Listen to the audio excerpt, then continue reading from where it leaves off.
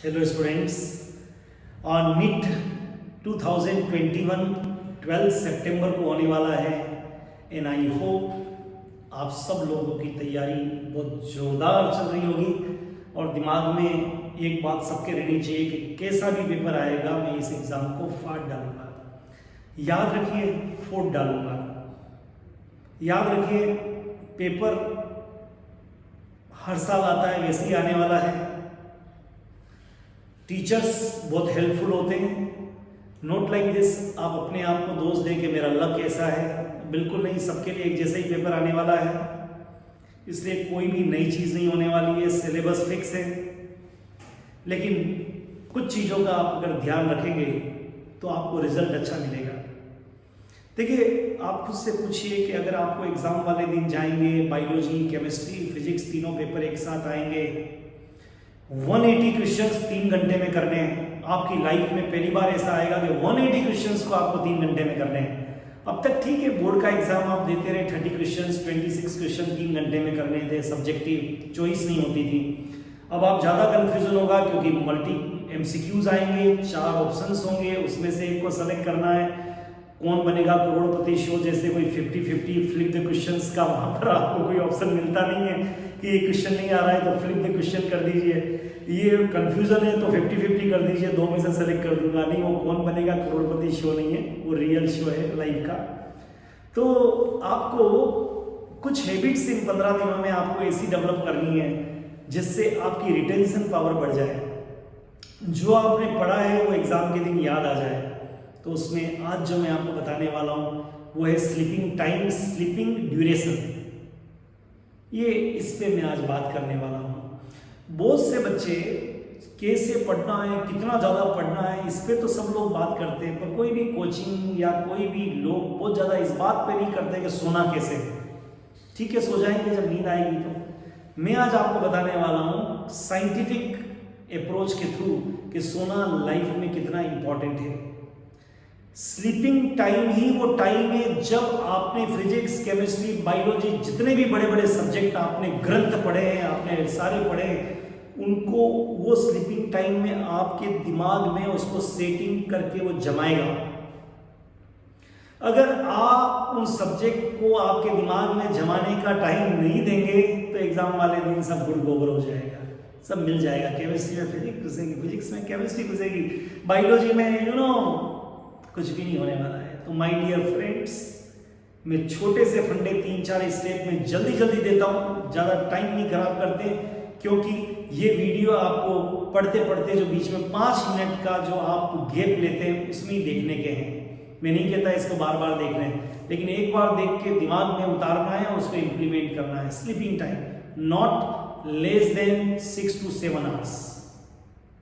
अगले 15 दिनों में 12 सितंबर तक आपका स्लीपिंग टाइम 7 घंटे से कम नहीं होना चाहिए।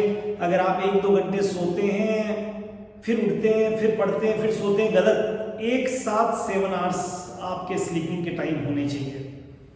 अगर ऐसा नहीं किया तो याद रखिएगा एग्जाम के दिन आपको प्रॉब्लम आने ही वाली है, क्योंकि आपने अपने दिमाग को, जिसको उस दिन ओपन करके क्वेश्चंस को निकालना है, मौका दिया ही नहीं कि उसमें चीजें जमे। तो 6 to 7 आवर्स आपको सोना है। नंबर 2, सोना कब, ड्यूरेशन तो हो गया, लेकिन टाइम क्या होना चाहिए। तो सोने का टाइम भगवान ने रात बनाई है, सोना दिन का टाइम नहीं बनाया। बहुत से बच्चे 4-4, 5-5 बजे तक पढ़ते हैं। अब उनके साथ होने क्या वाला है, क्योंकि वो 5 बजे तक तो पढ़ रहे थे।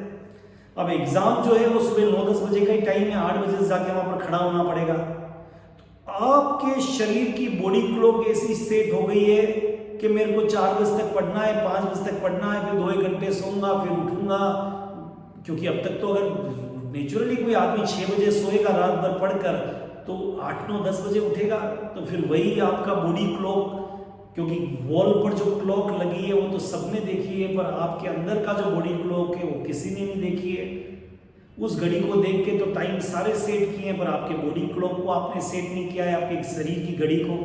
तो अपनी बॉडी क्लॉक को सेट करने के लिए सोने का टाइम रात को होना चाहिए। आप 12 बजे सो जाइए, 6 बजे उठिए, 11 बजे सो जाइए, 7 बजे 6 बजे उठिए, 1 बजे सो जाइए, सुबह 7 बजे, लेकिन कुछ भी करिए सोने का टाइम रात में और एक साथ होना चाहिए, ताकि आपके दिमाग को रिलैक्स होके मौका मिल सके कि आपको कैसे टाइम को सेव, आपके सारे सब्जेक्ट को कैसे जमा सके, और जब आप सुबह उठें फ्रेश होके तो वो सामने चीजें आ सके, क्योंकि एग्जाम आपको 8-9 बजे से लगाकर दिन में 2 बजे तक ही देना है।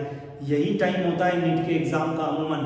नॉट लाइक दिस का दिन का नीट का एग्जाम दिन में 12 बजे चालू होता नहीं, यही टाइम होता है। इसलिए आपकी बॉडी क्लॉक इन 15 दिनों में ऐसा सेट हो जाए कि आप रात को सो रहे हैं, सुबह फ्रेश होकर उठ रहे, नहा धो के फिर अपने 1-2 घंटे पढ़ाई कर रहे हो, फिर एग्जाम देने आप चले गए, तो एग्जाम में आपको आलस नहीं आएगा, एग्जाम में आपका शरीर आपका साथ देगा, क्लियर, आपकी बॉडी आपको सपोर्ट करेगी, और बॉडी का सपोर्ट सिस्टम होना बहुत जरूरी है। दिमाग आपका साथ देगा, क्योंकि दिमाग का सपोर्ट सिस्टम होना बहुत जरूरी है, और आपको जो चीजें याद है वो बड़ी अच्छी तरह से निकल के एग्जाम वाले दिन आपके सामने आएगी। तो ड्यूरेशन फिक्स कर दिया मैंने 6 से 7 घंटे, टाइम मैंने फिक्स कर दिया, रात को सोने का टाइम है, रात को सोइए। हाँ, दिन में जब पढ़ रहे हैं 3-4 घंटे, और 3 घंटे से कम की सीटिंग नहीं होनी चाहिए, हर सीटिंग 3 घंटे की, क्योंकि एग्जाम के दिन आपको 3 घंटे वहां पर बैठना है। अब आप तो 1 घंटे पढ़ते थे, आधे घंटे पढ़ते थे, फिर उठ जाते थे, फिर कोई घूमते थे, फिर सो जाते थे, फिर तो कैसे चलेगा? 3 आवर्स रेगुलरली